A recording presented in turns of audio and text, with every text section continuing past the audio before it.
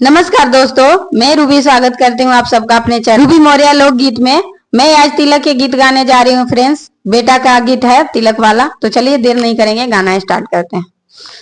भैले तिलकिया के बेर हो चंद्रमा मामा उगब की ना।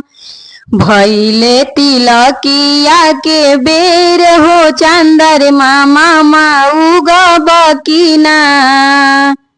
छिपावा पौगी हा लोटावा पौगी हा। छिपावा पौगी हा लोटावा पे उगी हा। गिलसिया पे उगी हा जरूर हो चंद्रमा मामा उगब की ना।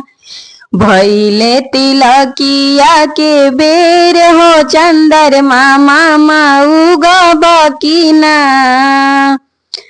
ससुरा पौगी हा सारवा पौगी हा। ससुरा पौगी हा सारवा पौगी हा। दुल्हावा पे उगी हा जरूर हो चंद्रमा मामा उगब की ना। भैले तिलकिया के बेर हो चंद्रमा मामा उगब की ना। भैले तिलकिया के बेर हो चंद्रमा मामा उगब की ना। चैनमा पौगी हा अंगूठी पौगी हा।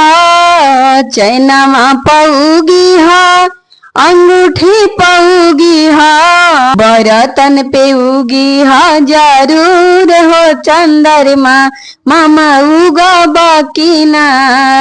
भैले तिलकिया के बेर हो चंद्रमा मामा उगब की ना।